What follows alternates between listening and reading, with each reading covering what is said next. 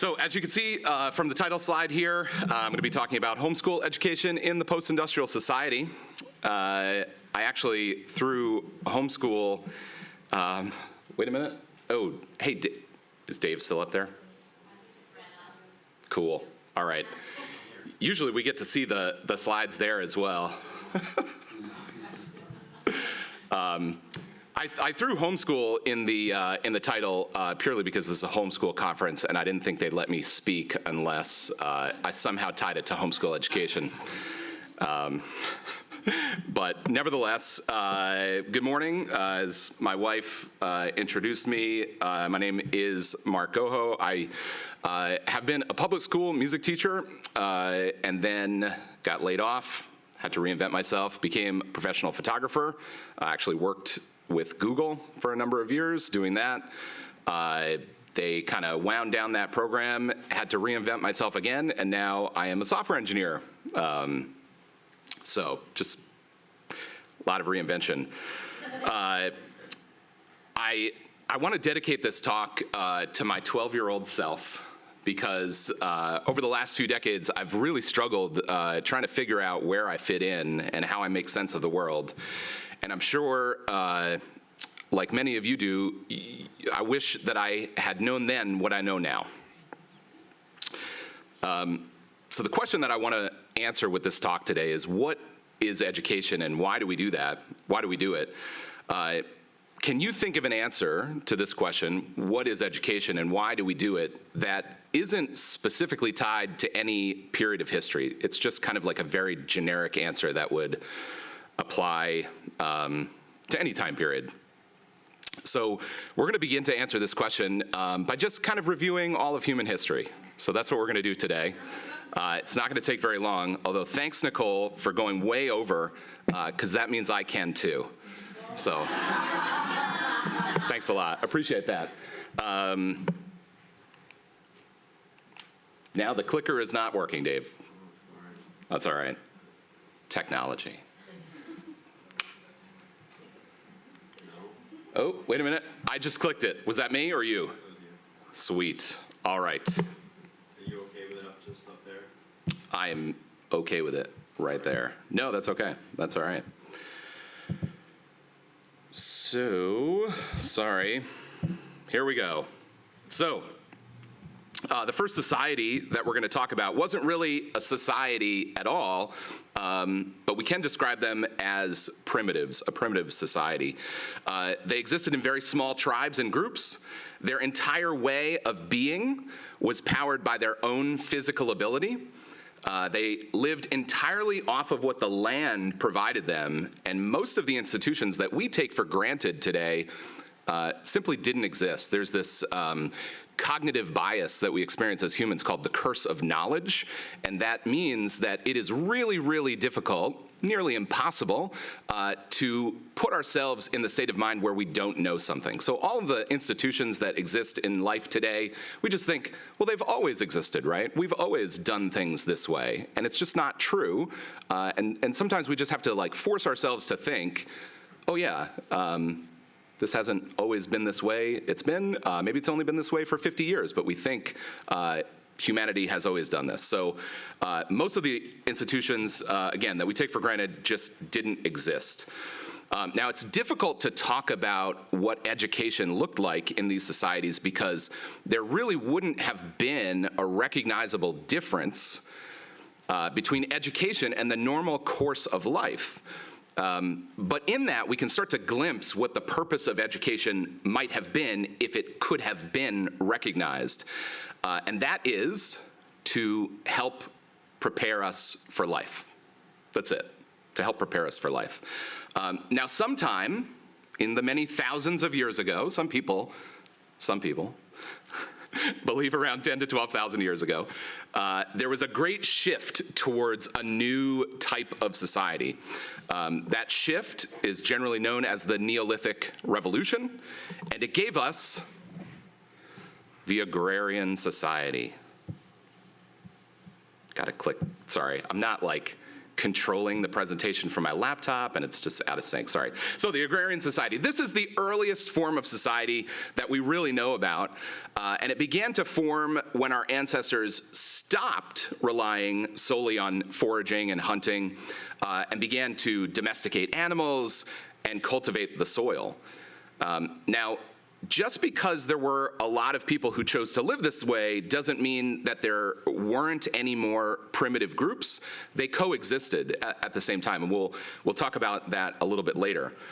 So what did this agrarian society look like? Well, certainly there were many variations among different groups of people, but there were a few things in common to most agrarian societies. First, land was the basis of economy, life, culture, family, structure, and politics. Life was organized just around the village or the town. Power was rigidly authoritarian. Birth completely determined your place in life, 100%. And the economy was decentralized, meaning each community produced its own what it needed, right? So very decentralized. So in the context of this society, let's see if we can further define the what and the why of education. Awesome. So the only teaching or educating that took place, again, was to prepare people to contribute to the society that they lived in, all right? Here we could see a father teaching his daughter to do whatever it is he does.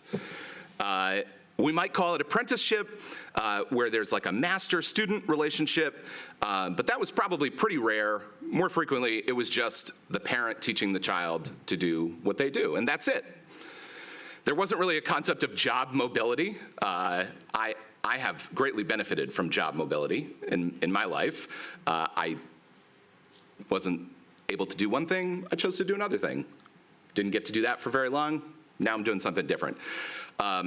This is one of those things that just did not exist at the time. So remember, because the community was really self-sufficient and responsible for producing everything that they needed to produce, if your father was the blacksmith, guess what you did? You were a blacksmith. Guess what your kids were gonna do? Blacksmithing. Guess what your grandchildren were gonna do? Blacksmithing, or something tangential to blacksmithing, some sort of supporting role. There are all sorts of like wonderful movies and stories that we love to tell about people, in these societies, like deciding they don't want to do that job anymore, and they're going to buck the trend and go do something else. That might have happened, but it certainly wasn't the norm. If you think about the normal distribution of things, that just wasn't a thing. So, okay, when did this actually change? Oh, wait a minute, there's one more. Yeah, here's another parent teaching their child whatever that is.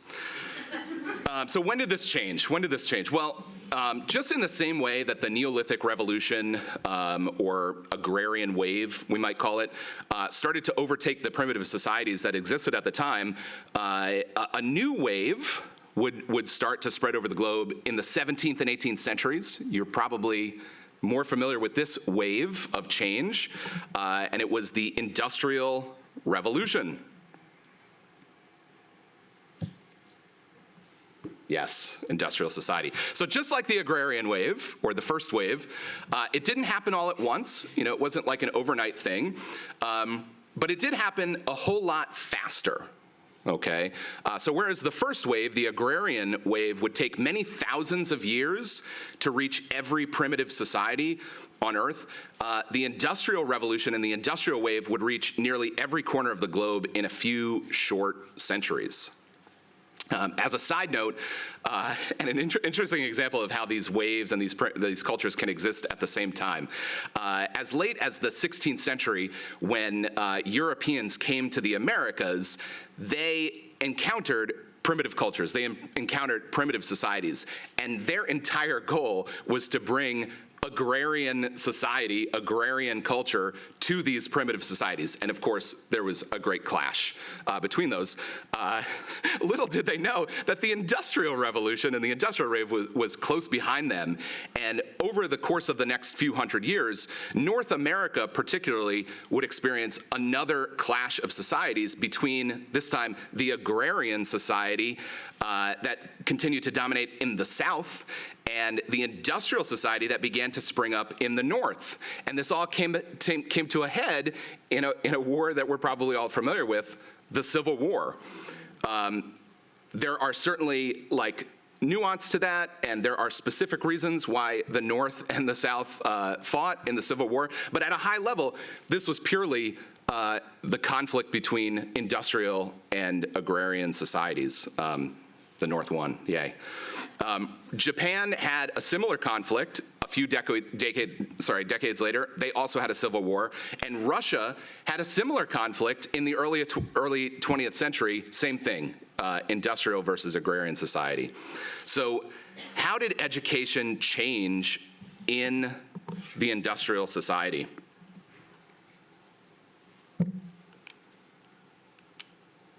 There we go. All right. Well, first, I'll tell you how it didn't change, because the definition that we're kind of honing in on is the idea that education is meant to prepare people to contribute in society. That hasn't changed. So as work shifted from the field, which is the basis of agrarian society, to the factory, children had to be prepared for factory life. Here's a great quote that I can't read because it's behind me, but it basically equates to teenagers, you just can't get them to do anything. It's really hard. Sorry, Jedrick. Once they're past a certain age, it becomes just really difficult to get them to do things that you want them to do. And so it was really important that they started to prepare children to work in the factory from an early age. So from the 19th century onward, there was just more and more compulsory education. The school day was longer. There was just more state-sponsored education. This is what you need to learn. In a conversation earlier, people didn't have a choice. They were told what they had to teach their children. And this factory-style education largely saw children as the input, schools as the factory, and factory workers as the output. So bring in children, put them into a factory model of education, and out come these wonderfully trained factory workers, which are going to contribute to society, that society. So the schools taught basic reading, writing, arithmetic, some history, some other subjects, but this was the overt curriculum. This was the thing that kids thought they were learning in school. But the covert curriculum, or the curriculum taught just underneath the surface was punctuality, obedience, and rote repetitive work. And this was great, right? Not being sarcastic. This was what kids needed to learn to contribute to the society that they lived in. So we can certainly look back and we can say, wow, that was horrible. But hey, you know what? Kids had jobs, and that's cool. They weren't paid well, if at all, and conditions were pretty horrible, but at least they were able to contribute to society, and they had some sort of preparation for that, so that's cool. Factory labor demanded workers who showed up on time, who would take orders from management without questioning, and it demanded men and women who would be prepared to work at machines or in offices, performing brutally repetitious jobs. And the next question I hope you're thinking is, when did this start to change?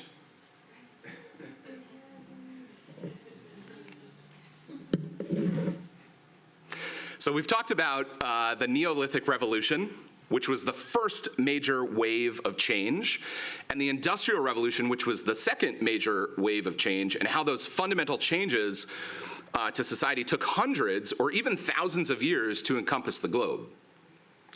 By the way, if you're curious, there are a couple primitive societies that still exist on the planet. Just a few, totally untouched by agrarian or industrial or post-industrial society. There's one that I know about where all attempts to like get close to them, they like throw spears and kill people. That's fine. They want to be primitive. And anyway, sorry. So we're currently experiencing a third wave of change across the globe. Starting from about 1950, which is when the computer was invented, we have observed nearly every institution of industrial society start to change. I wish I had time, maybe I do, to go into all of those other institutions that you are probably aware of are changing, but maybe you want to talk about it afterwards. Today we're just going to focus in on the institution of education. So in the second wave, just as there was a heavy emphasis on mass production and mass consumption and uniformity, those are the characteristics that define industrial society. In the third wave, in the post-industrial wave, we can observe the exact opposite, which is demassification on every level. And education is no different. Did not plan this, but good slide, right, Nicole? If you like baking, teach your kid how to bake, right? So remember, education is the process by which we prepare to contribute to society. But what happens when the society we're living in is changing? Don't we need to change our definition of what it means to contribute to society and adjust how we educate?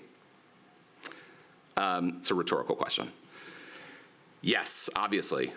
This is the part of the talk where I wanted to make a really awesome reference to Spaceballs. Raise your hand if you've seen Spaceballs. Yes, thank you. The part of the movie where they like find the videotape and they put it in and they're like, what are we looking at? This is now, it's now. We're like, okay. We're at that point. Okay, so kind of the next part of this talk, and it's just, this is the last slide, is kind of future thinking, okay? The future has not been written yet. I do not have the ability to divine the future, and so hopefully I'm really just gonna say what Megan said. Thanks, Megan. Where is Megan? Thanks, yeah, cool. So we're at this inflection point in history, and like I said, what comes next isn't written yet. We're the ones, you are the ones, who get to decide what education looks like from here on forward. And I'm taking it for granted that everyone in here who has decided to homeschool has already consciously or subconsciously made the decision or made the determination that factory-style public education is not the future of education. You want to do something different, all right? You might have had all of these like conscious reasons in your head. You could probably list all of the reasons, but at a high level, I think deep down you recognize that the world is changing, society is changing. We want to see our kids be able to contribute to society, and we recognize that something about maybe the way most of us were educated in public school when we were growing up just isn't cutting it anymore. So let's first recognize the idea that the qualities and values that were so necessary for industrial life are gradually decreasing in importance. I want to be clear, they're not completely unimportant, but they are decreasing in importance. Punctuality, obedience, rote repetitive work are gradually decreasing in their necessity to be successful in life. I don't know what you all do for work, but I work remote as a software engineer. I have a rough portion of the day where I need to be like online and available. That's it. No one has ever asked me to clock in at a specific time or clock out at another time.